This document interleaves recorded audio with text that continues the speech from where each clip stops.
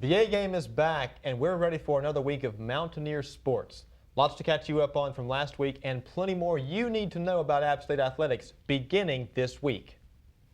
We've got action from men and women's soccer, along with volleyball, and an update from football during their bye week. Mountaineer Spotlight is also on the show today in our first Player of the Week segment. That's all next on the A game.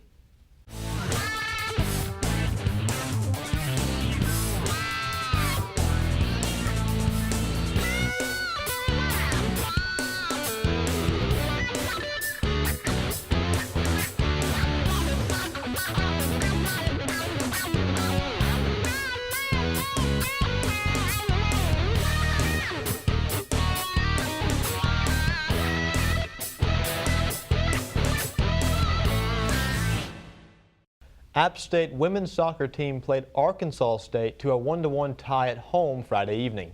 The Mountaineers found themselves down 1-0 following a goal from Arkansas State Taylor Schneider in the 63rd minute. Appalachian recorded only 4 shots on goal before Kat Greer dramatically found the net to tie the game with just over 5 minutes remaining. Sarah Petros assisted Greer on the goal to put the Mountaineers on the board. A couple of things to note here. The goal was Greer's 4th of the season, and get this, her 3rd in the past 4 matches. Even more impressive is that all of her 4 goals this season have either tied or given the Mountaineers the lead. App didn't get the win, but did pick up a point in the league standings to stay a tie with Little Rock for 7th place in the Sun Belt. A-game reporter Jay Boyd was at Ted Mackerel Soccer Complex for Friday's game and has the story.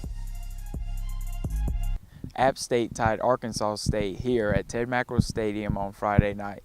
Both teams were led defensively by their goalkeepers, who both had great matches. Both Kat Greer and the head coach had much to say about the defensive effort. We're usually known for our team defending as far as being strong and physical and keeping our feet moving, and we work on it a lot. Every Wednesday we focus on defending and making sure that we're doing the right things, that we're defending as a unit. We work specifically on just like how to defend and how we talk, and our communication definitely was better this game. App State will travel to Texas State tomorrow morning, where they will prepare for a match against Texas State on Sunday night. Reporting for AppTV and the A game, this is Jay Boyd. The App State men's soccer team also played to a tie this weekend when they faced High Point University Saturday night. After 2 overtimes, the match finished in a 0-0 tie, a defensive battle between the two schools. This marks the second game in the last 4 matches that the Mountaineers have failed to score. However, it also marks back-to-back shutouts in the last 2 home games for the App State defense. The Mountaineers have only allowed 3 goals in their 5 home games this year. Conference play opens up for App starting next Saturday, as the Mountaineers will face Howard on the road at 7 p.m. Head coach Jason O'Keefe and midfielder Mark Frogner talked about how they can improve their offense for the future. It's the hardest thing in soccer is to score the goal. That's why people make billions of dollars doing it. We're going to keep working at the attacking side, and I think we created enough looks to win the game tonight. But they are far and few between, and we really need to cherish those a little bit more and really just go after them and punish them by putting them in the net. Being there in front of the goal, using our chances, we're doing good stuff, but we have to get better in using our chances. It's not easy because we don't score a lot of goals, so but yeah, we have to. App State volleyball lost to Sun Belt opponent Texas State in 3 straight matches on Friday. The Mountaineers fell to the Bobcats despite a long lead in the 3rd set and now sit at 6-12 overall and a 1-3 Sun Belt Conference record. The 2nd set proved a strong one for the Mountaineers with a 4-0 run in the 3rd set to bring the lead to 10-6 early in the set. In the 3rd set, App State started with a 2-0 run and responded to Texas State again for a 5-0 run that came out ahead 7-2. The Mountaineers battled hard all set, leading 20-19 before the Bobcats raced ahead to win the set and the match. George Stonecipher was at Holmes Convocation Center Friday and has more on the game. The App State women's volleyball team came back to the Convocation Center tonight to take on conference foe Texas State Bobcats. Even though the App State women lost all 3 sets, they were very competitive and had a lot of enthusiasm. Coach Jennifer and star of the game, Lexi, said the team really needs to focus on their performance in the red zone. Once they figure that out, that'll be the key to success. You know, we were in the sets, and then we would get in the red zone around 19-20, and then just make strings of errors. You know, the last set was a prime example of it. I think they went on a 5-point run to end it, and most of those 5 points were our errors on our side. It's a mentality thing. It's something that we've been addressing, and we've been talking about it, but we just haven't been able to fix it yet. There was just some misconnection with the defense and hitting tonight, and I think if we put that together, it'll all be different. Next Friday, the App State women will be home here again to take on Georgia State. For the A game and AppTV, I'm George Stonecipher. The football team was on a bye week and practiced at home in preparation for this week's homecoming game. An update from the team, Mountaineer Spotlight, and Player of the Week is all next on the A game. We'll be right back. You know what, guys? There's a lot of tree branches and dry brush over here. We should probably move the bonfire over there.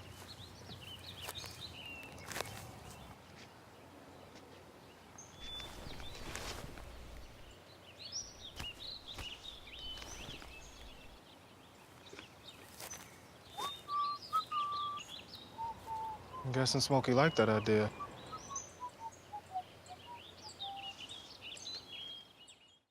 Welcome back to the A Game. Today on the show we have the Appalachian sports editor, Jason Huber.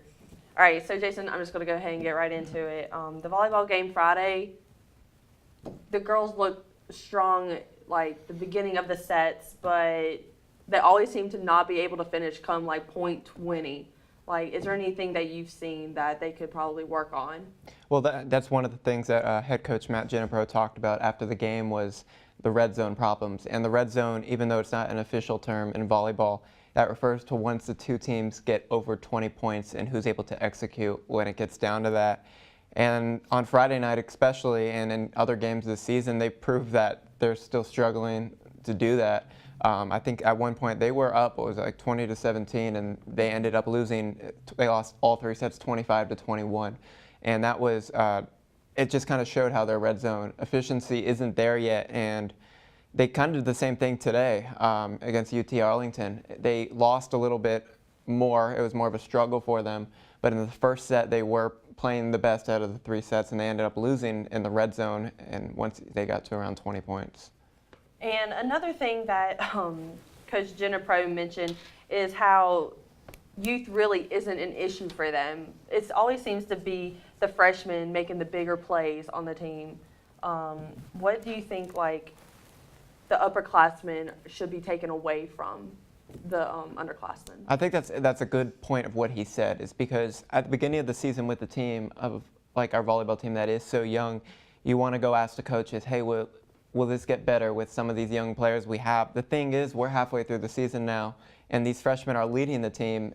Kara Spicer, Grace Morris, and Lexi Cohutta, they're leading the team in some of these statistics with kills and efficiency. And the problem is that they're still losing. The thing with college is, even though you have such a young team, you have to progress quickly because you only have 4 years to be able to make an impact. And I think that's probably the most frustrating part for the team right now, is because it's not like their upperclassmen are leading and they just have a bunch of role young players. The young players are their best players at this moment, and I think that they shouldn't be using that as an excuse at this point. It's kind of a similar thing with men's soccer too, because you've got some freshmen that stand out like Juan Hernandez, Keith Honeycutt, and Mark Frogner. So what does this team need to do to improve on that depth, but also they have those good freshmen that are leading the way? The problem with men's soccer is their defense has still been great, which is their strong suit last year under Coach O'Keefe, who was in his first year. And they're continuing to play that strong defense. And the problem is they're unable to really get in the net when they have to. And scoring is the hardest part of soccer, and that's one of the things that Coach O'Keefe brought up yesterday. And it's hard to see them really all of a sudden be able to start scoring their goals, because it is so hard to score in soccer. But I think with these young players, they're really able to show kind of just what they can do for now. But it may take until the end of the season to really be able to make that impact that they need to make. How about women's soccer? 2-7-1 in the season. Just got underway in conference, 1-2-1 so far. What do they need to do going into conference to improve on their record so far? And women's soccer isn't as young, maybe, as some of these other teams that we're talking about right now. But the thing is, they're trying to replace Jane Klein, who you feel like we bring up all the time, but just she was that good. And they've got a trio right now that has been playing really good and filling in that role with, I think it's Sharon Osterbein, Kat Greer, and Ava Dawson. And they've been playing really well. The problem is, together, the rest of the team really hasn't found that groove yet. They've been slowly getting better, slowly showing some more competition. But this season, it just seems like they really just need that fresh start with younger players rather than having these role players from last year who are still good, but they were relying on Klein, and they haven't been able to kind of find their own niche yet in the games. All right. Well, thanks for joining us, Jason, and yes, thank giving you. us more insight on some of these freshmen that are standing out in volleyball, soccer, and in women's soccer as well. So thanks for joining us, and keep doing what you're doing, man. Doing a good job. All right. Thank you, guys. Now on the A game, we've got Mountaineer Spotlight this week when Desmond Reed gets to sit down with T. Sims for this week's episode. Check it out.